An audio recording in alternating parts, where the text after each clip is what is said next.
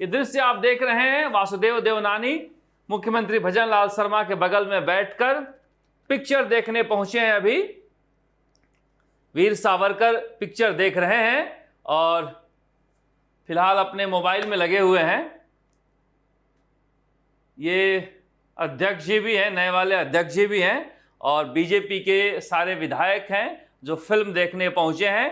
कांग्रेस ने बायकॉट किया है पिक्चर देखने का और मुख्यमंत्री के रात्रि भोज का भी। अब देखिए वीर सावरकर अब पिक्चर दिखाई जा रही है, इसलिए तो कम से कम बायकॉट नहीं करना चाहिए। जैसा कि टीकाराम जूली कह रहे थे, वीर सावरकर हमारे स्वतंत्रता सेनानी हैं, स्वतंत्रता संग्राम में उनका बड़ा योगदान है। मगर जिस तरह की घटना हुई उस घटना के बाद कोई पिक्चर देखने जाए, ऐसा हो भी नहीं सकता था। बीजेपी विधायकों को पिक्चर दिखाई जा रही है। परंपरा तो थी कि पक्ष विपक्ष सभी विधायक बैठकर पिक्चर देखा करते थे। वैसे आखिरी पिक्चर दिखाई थी अशोक गहलोत ने, फुकरे। बहुत कमाया था कांग्रेस के विधायकों ने, मगर पिक्चर देखी फुकरे। वसुंधरा राजे ने भी दिखाई थी थ्री इडियट। अपने अपने मिजाज की पिक्चर मुख्यमंत्री दिखाया करते हैं, मगर बात मिजाज की नहीं है। आज लोकतंत्र का चीरहरण क्या वाकई में हुआ है?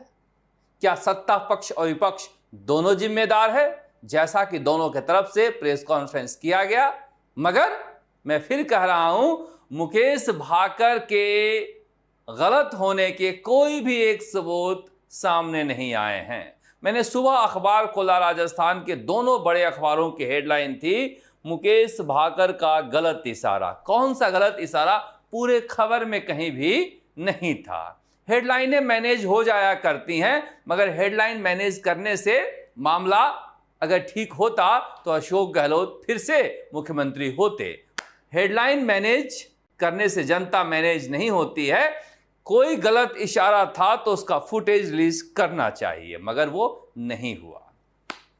मुकेश भाकर आज निकले क्योंकि 6 महीने के लिए इनका निलंबन हो गया और जैसे ही हंगामा शुरू हुआ, निलंबन करते ही विधानसभा अध्यक्ष ने राष्ट्रगान की घोषणा कर दी और राष्ट्र के प्रति प्रेम तो सबको है, सब सावधान की मुद्रा में आ गए और फिर विधानसभा अनिश्चित काल के लिए स्थगित कर दी गई।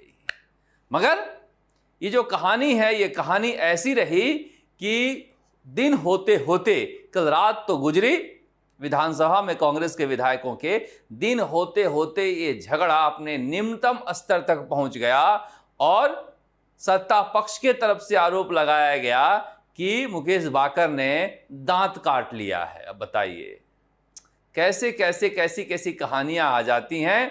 कल कांग्रेस के महिला विधायकों ने आरोप लगाए थे कि हमारे साथ अभद्रता हुई है।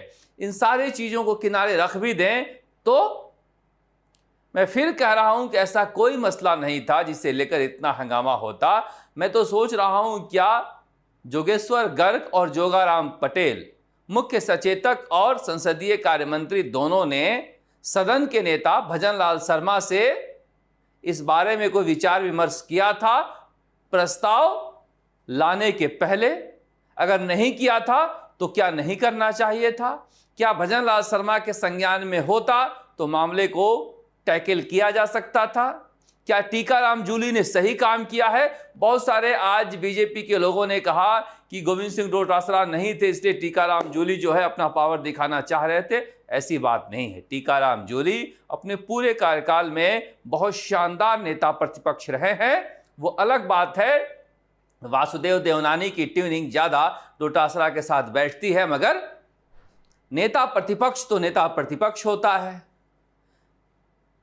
टीकाराम जूली ने वही किया जो उचित था, क्योंकि कांग्रेस विधायक की कोई भी गलती कहीं से नजर नहीं आ रही थी। जिस भावावेश में सत्ता पक्ष के लोग बोल रहे थे, उसी भावावेश में मुकेश भाकर भी बोल रहे थे। वो अपने नेता प्रतिपक्ष के लिए बोल रहे थे, सत्ता पक्ष के लोग खुद के लिए बोल रहे थे। आज बाहर आए तो ये निलंबन का जो आदेश था वो सुनाया जा रहा है और हंगामा हो रहा है। मैं प्रस्ताव करता हूं श्री मुकेश भाकर माननीय सदस्य को राष्ट्रगान को 6 महीने के लिए निलंबित किया जाता है। राष्ट्रगान राष्ट्रगान राष्ट्रगान राष्ट्रगान राष्ट्रगान राष्ट्रगान। इतनी जल्दी राष्ट्रगान कहे कि राष्ट्रगान में सावधान होने के लिए भी वक्त नहीं मिला। मुझे लग रहा है कि इन चीज़ों से बचा जा सकता है। और वासुदेव देवनानी क्यों गुस्सा में आए ये समझ में नहीं आ रहा है। क्या वो बीच बीच में यूं ही गुस्सा में आ जाते हैं? अगर गुस्से में आ जाते हैं तो क्या बाद में उसको टैकल किया जा सकता था? अब सत्ता पक्षी लोग कह रहे हैं कि रात 11 बजे हमने ये प्रस्ताव दिया था कि प्रश्नकाल के बाद निलंबन रद्द कर दिया जाएगा। निलंबन हो क्यों? जब गलती ही नहीं है तो फिर ये लड़ाई स्वाभिमान की हो जाती है, लोकतांत्रिक मूल्यों की हो जाती है। इसलिए जूली और भाकर ने जो किया उसे गलत किसी तरह से नहीं ठहराया जा सकता है अगर आप बिल्कुल ही सत्ता पक्ष के तर्कों से आंख मूंद के सहमत न हो तो। इस तरह से पहले धरने हुए हैं। मुझे आज भी याद है कि प्रद्युमन सिंह वित्त मंत्री थे, अशोक गहलोत का पहला कार्यकाल था। सबसे पहले रात भर का धरना स्वर्गीय भैरव सिंह शेखावत ने किया था बजट लीक का आरोप लगाकर। तब मैं शुरू में अभी जर्नलिज्म राजस्थान में शुरू ही किया था। मैंने अंदर जाकर उनका इंटरव्यू लिया था। उस समय तो कैमरा तक अलाउ था। भैरव सिंह शेखावत ने खबर भिजवाई और मैं अंदर सदन में जाकर बैठकर उनका इंटरव्यू लेकर आया था। लोकतंत्र में धरने प्रदर्शन होते रहते हैं, मगर फिर भी बीच का रास्ता निकाला जाना चाहिए था। टकराव शोभा नहीं देता।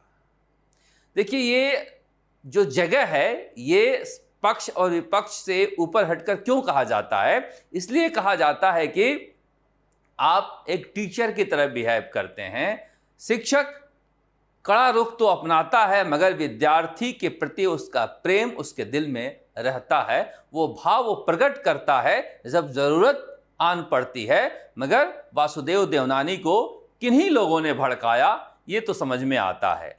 अब जोगेश्वर गर्ग इतने क्यों जल्दीबाजी में थे और क्या भजन लाल शर्मा से पूछे हैं नहीं पूछे हैं, इस बारे में सदन नेता को भी साफ करना चाहिए। और जोगाराम पटेल तो चाहते ही होंगे कि बेटा वाला मामला किनारे पड़ जाए और ये मसला उछल जाए।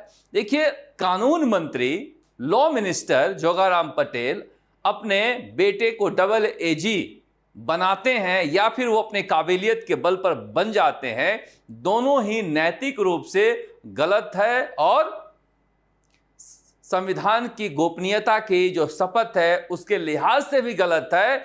और प्रधानमंत्री नरेंद्र मोदी और अमित शाह ने एक आचार संहिता जो बनाई है उसके लिहाज से भी गलत है। अब बताइए, ये तो बिल्कुल ही कांग्रेसीकरण बीजेपी का हो गया। टिकट भी मुझे दो, मंत्री भी मुझे बनाओ और डबल एजी मेरे बेटे को बनाओ। बाकी कार्यकर्ता क्या दरी उठाने के लिए है? सत्ता आता है तो सत्ता आने के बाद कार्यकर्ताओं को लगता है जो वकालत पेशे से जुड़े हैं कि हमें मौका मिलेगा, मगर वो टिकट से लेके मंत्री पद से लेके डबल एजी के पद से लेके सब एक आदमी के घर में जाने लगे। तो मुझे लग रहा है कि इस बारे में बीजेपी को भी पुनर्विचार करना चाहिए। ये कॉन्फ्लिक्ट ऑफ इंटरेस्ट का भी मामला है और मोरालिटी का भी मामला है।